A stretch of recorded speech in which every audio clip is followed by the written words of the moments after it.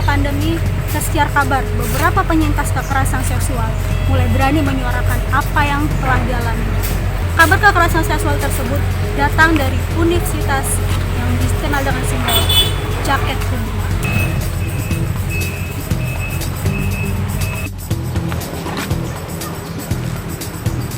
BEM Universitas Indonesia melalui akun Instagramnya mengabarkan bahwa terdapat 5 kasus kekerasan seksual yang dialami oleh mahasiswa-mahasiswi di kampus Universitas Indonesia. Kasus kekerasan seksual di dunia pendidikan tak hanya terjadi di Universitas Indonesia. Universitas Islam Indonesia pun pernah diterpa kabar kekerasan seksual yang dilakukan oleh alumni jurusan arsitektur angkatan 2012 yang lulus pada tahun 2016. Kabar tersebut pertama kali mengemuka melalui press release yang dikeluarkan oleh Aliansi UII Bergerak. 2 tahun lalu pun pernah terjadi kasus kekerasan seksual yang dialami oleh mahasiswa Universitas Gadjah Mada. Penyintas mendapat kekerasan seksual saat melakukan kuliah kerja nyata atau KKN di Pulau Seram, Maluku. Kasus ini menguak dan viral di media sosial setelah Balerung Press UGM menerbitkan berita kronologisnya. Kasus yang saya sebutkan tadi hanya contoh 3 dari sekian banyak kekerasan yang terjadi di ranah kampus. Ironinya, dari data yang kami himpun, kasus kekerasan seksual di ranah kampus cukup mencengangkan. Menurut survei Koalisi Ruang Publik Aman yang dilakukan pada tahun 2018, terdapat 62.224 responden di 24 provinsi di Indonesia. Dari responden tersebut, 15% mengalami kejahatan seksual di kampus dan sekolah. Pada tahun 2018, BEM Fakultas Hukum Universitas Indonesia melakukan survei terhadap 177 responden yang didominasi oleh mahasiswa Fakultas Hukum Universitas Indonesia. Berdasarkan hasil survei tersebut, terdapat 22 responden yang pernah mengalami pelecehan dan kekerasan seksual. Dan ada 45 orang yang mengetahui kasus kekerasan seksual. Sementara pada tahun 2019, kolaborasi Nama Baik Kampus melakukan testimoni kekerasan seksual yang disebar ke publik melalui media sosial. Dari 207 orang yang memberikan testimoni, terdapat 174 kasus yang berhubungan dengan institusi perguruan tinggi. Kasus-kasus kekerasan seksual itu terjadi di kampus atau dilakukan oleh sivitas akademika di luar kampus dalam acara-acara resmi seperti kuliah kerja nyata atau KKN, magang, atau acara kemahasiswaan. Dari data tersebut menunjukkan bahwa kekerasan seksual sering terjadi di ruang publik, khususnya perguruan tinggi. Baik itu yang terjadi di lingkungan kampus maupun di luar kampus, dengan melibatkan sivitas akademika.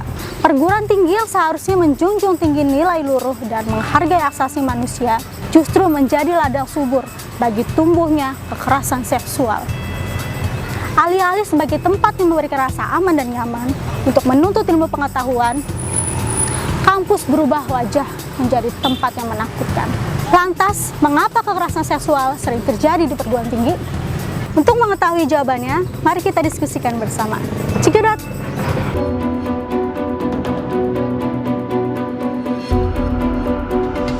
Seorang pengasuh bayi yang tengah berjalan-jalan bersama anak majikannya menjadi korban. AA merupakan korban kelima dari 17 korban yang telah terdata sejak korban pertama melapor. Sobat literatur, ada 3 faktor yang menyebabkan kekerasan seksual sering terjadi di institusi perguruan tinggi. Ketiga faktor ini saling berkaitan. Nah, yang pertama adalah relasi kuasa. Beragam kasus kekerasan seksual yang terjadi di kampus jarang terselesaikan dengan adil dan menguntungkan penyintas. Justru, institusi perguruan tinggi kerap memberikan sanksi kurang tegas kepada pelaku. Seperti yang terjadi di Universitas Sumatera Utara Medan, kasus pelecehan seksual yang dilakukan oleh dosen Fakultas Ilmu Sosial dan Politik atau FISIPOL belum terselesaikan. Dekanat kurang proaktif dalam merespon kasus tersebut dan hanya memberikan sanksi skorsing kepada dosen cabul tersebut. Surat keputusan skorsing yang dikeluarkan oleh dekanat pun hanya ditulis tangan, tanpa kop dan tanpa tanda tangan dekan. Setelah keputusan tersebut keluar, realitanya penyintas masih sering melihat dosen cabul tersebut berkeliaran di lingkungan kampus.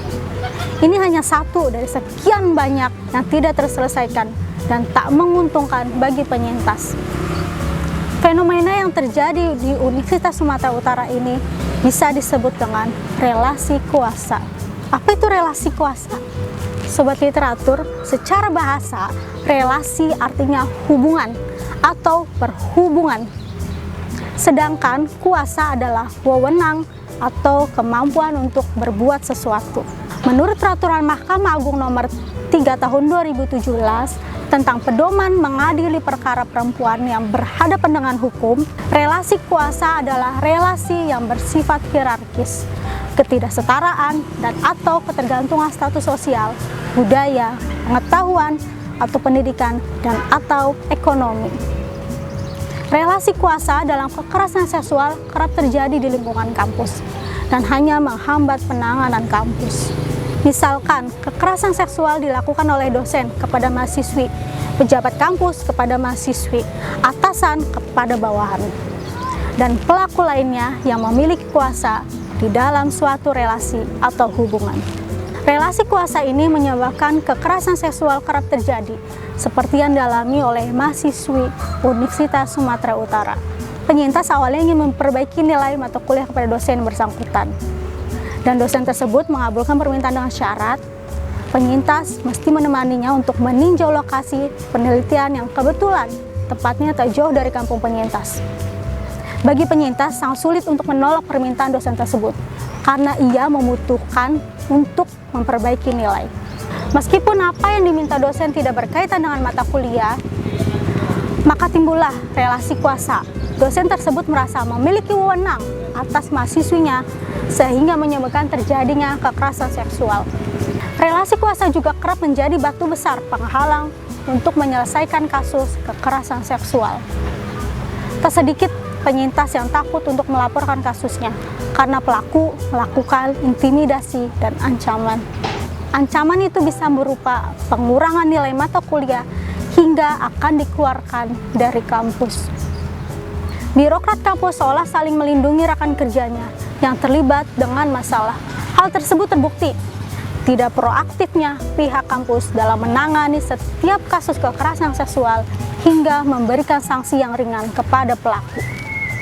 Selanjutnya, faktor kedua adalah nama baik kampus. Kekerasan seksual yang menimpa mahasiswi salah satu universitas ternama di Yogyakarta sempat menjadi sorotan publik. Namun, berkat dukungan mahasiswa dan masyarakat, kasus ini berhasil diungkap dan mendorong otoritas kampus untuk bersama-sama melawan perkara tersebut.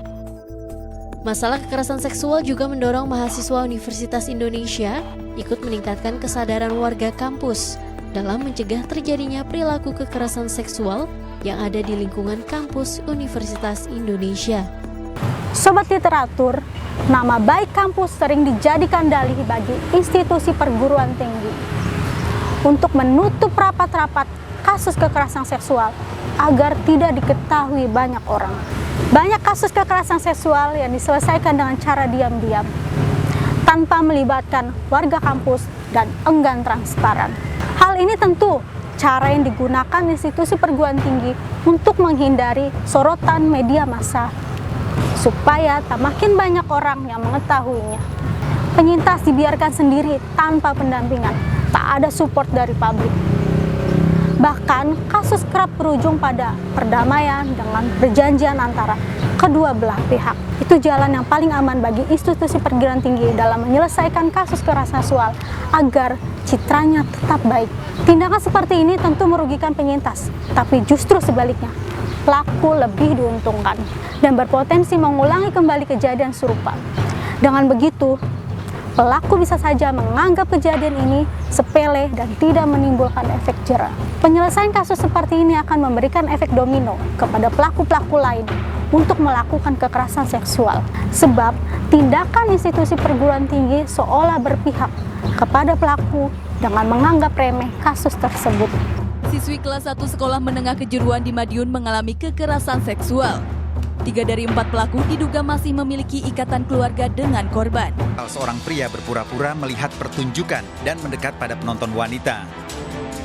Namun pria ini justru melakukan pelecehan seksual dengan menempelkan kemaluan di belakang pengunjung wanita. Kasus kekerasan seksual ini terjadi dalam kurun waktu setahun, namun hingga kini pemerintah Myanmar menolak tuduhan itu. Dan yang terakhir, regulasi pencegahan dan penanganan kekerasan seksual. Berdasarkan hasil survei BEM Fakultas Hukum Universitas Indonesia, sebanyak 79% orang tidak mengetahui harus melapor kepada siapa dan mesti pergi kemana ketika ia tengah mengalami kekerasan seksual.